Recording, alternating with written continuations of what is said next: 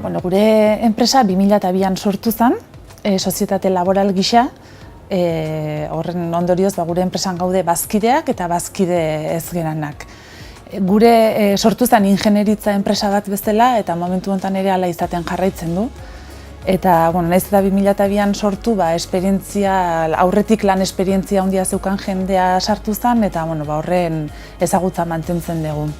Gure lan esparru nagusia industria da eta horren barruan tratamendu termikoa. Hau da, guk tratamendu termikoa egiten duten labeak fabrikatzen edo eraikitzen ditugu.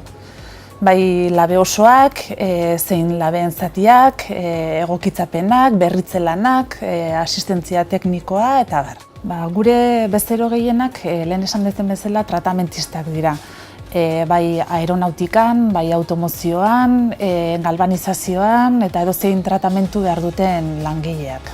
Egia esan badakigu globalizazioak eta aldaketak eragin ditula, baina guk bereziki ez dugu aldaketa handirik nabaritu, ze gure bezero gehienak nazionalak eta gainera gertukoak dira. Orduan harremana oso estua da gure bezeroekin eta nik esango nuke ez duela gehiegi eragin.